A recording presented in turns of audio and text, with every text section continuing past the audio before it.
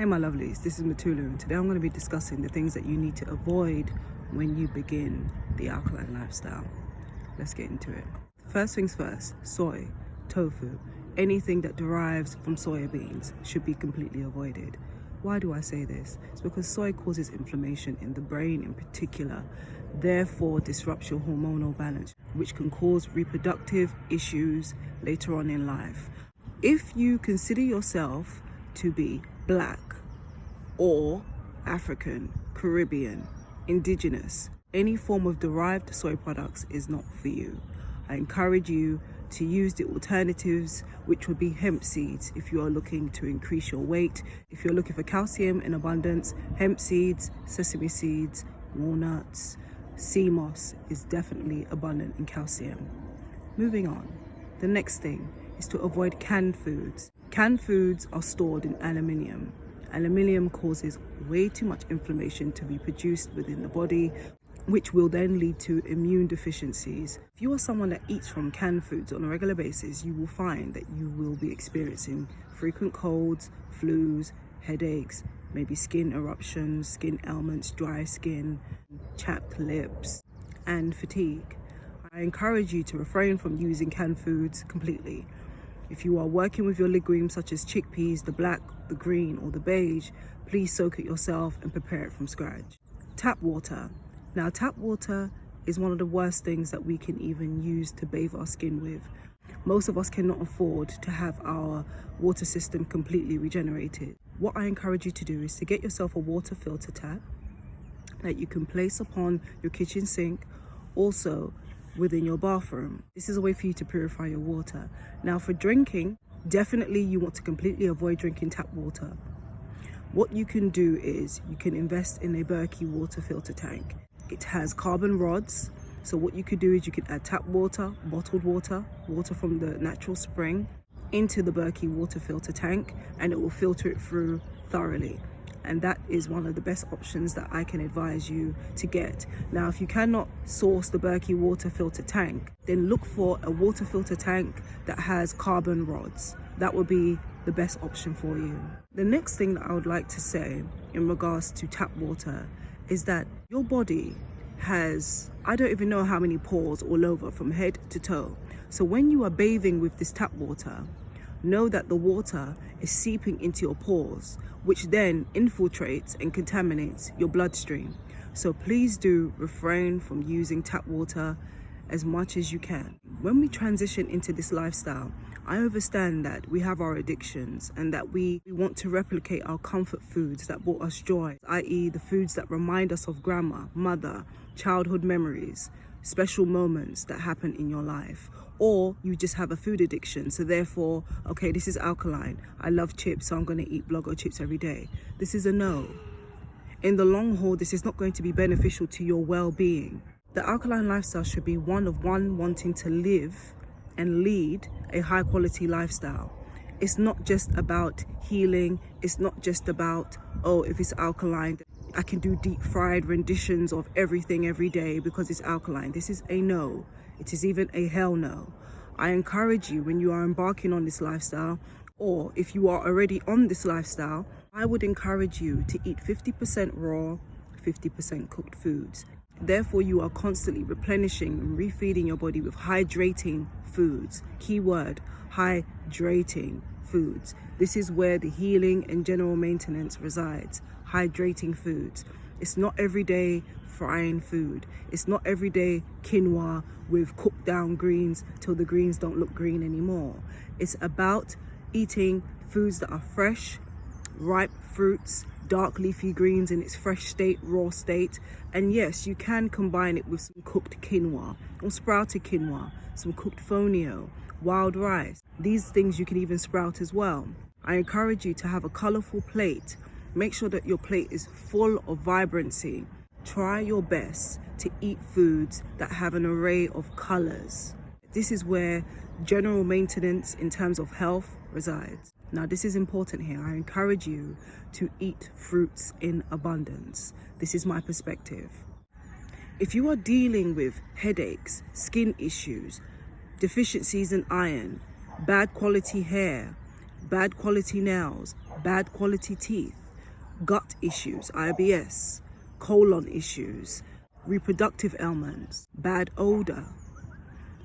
You eating mainly fruits is going to eradicate these symptoms, these ailments. I encourage you to eat 2 meals that consist of mainly fruits, and the other meal could be land, sea vegetables. 2/3 of your daily meals should be of fruits in abundance. Now, what kind of fruits? Fruits that are seeded. Many of you question the concept of organic fruits. Organic does not mean the complete abstinence of pesticides. It means that they use less pesticides. And then the other thing that I'd like to leave you with in regards to the consumption of organic produce. If you do not grow it yourself, you will never know whether it's organic or not. Secondly, there are many foods that are labeled as organic, but they do not contain any seeds. This does not make any sense whatsoever. If anything is natural, organic, it must contain seeds. So I'll leave you with that.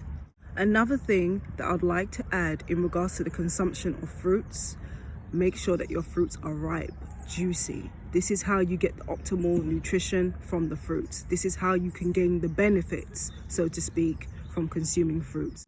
The next thing that I'd encourage you not to do when you are embarking on the alkaline lifestyle is to persuade others that you are living a better life than them.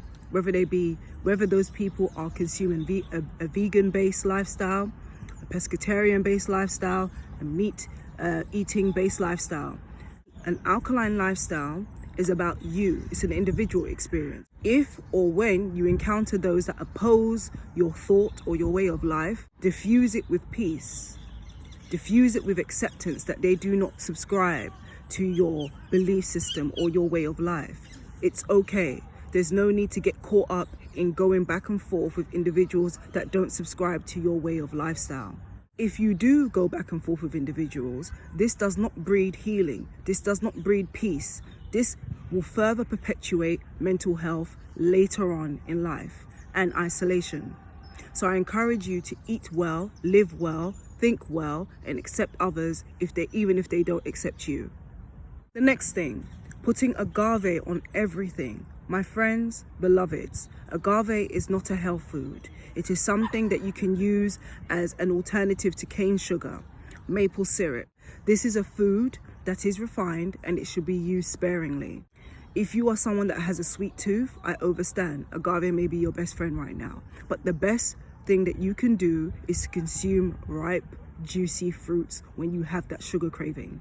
It's a wonderful way to satisfy your sweet tooth, but also to retrain your palate to want things that are natural. Fruits is nature's fast food, therefore you can eat it in abundance. Another thing, mainly consuming flour-based foods. Many of you are tagging me in your oyster mushroom, fried southern-styled oyster mushroom dish.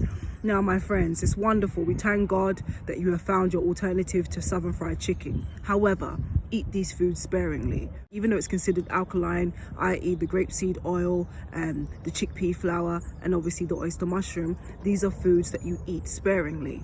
Now, focusing on just the oyster mushroom and other high alkaline mushrooms or natural mushrooms, you can eat those in abundance if they are not deep fat fried and coated in flour. But if they are, sparingly. One of the things that I like to encourage people when they're embarking into the alkaline lifestyle and natural way of living is to not be so restrictive, because if you are someone that's coming from a meat diet or meat lifestyle or whatever, anything else outside of the alkaline way of living, you may find difficulty, you may find it to be challenging. Not all, but most people do. So I'm speaking to those that may be finding challenges right now. I'm speaking to those that may embark on this lifestyle later on. You may find challenges. So I encourage you to start off with 1 alkaline meal per week, 2 alkaline meals per week, and then work your way up to 5. Then you can work your way up to 7. Have grace. Do not look at someone else's journey. Your experience is always going to be your experience. Have grace. Give yourself love. Give yourself respect. Do not speak down to yourself. If this is the way of life that you are choosing for yourself, have grace upon yourself. Extend love to yourself. Work your way slowly and build your way up. An additional thing that I'd like to share with you is to have fun. Be creative. Use the cookbook, Cook with MUTULU, that I've created. It has over 120 recipes for the whole family, especially the children. I encourage you to use that as a guide. It is a guide. You can definitely use it as a way to get you on your feet. It has an array of alternative recipes that we all love, common dishes that we all love within the diaspora, especially if you are of indigenous descent. So have fun, be creative, encourage your friends to share a meal with you, get them to try it, have parties, create soirees, have fun, make it an experience, make it joyful for yourself. It does not have to be a life of isolation. I understand that many of you are embarking on this journey and you do not have any friends that are willing to do it with you. Do not stress about that. You keep doing what you're doing and your tribe will come. Take care, lovelies.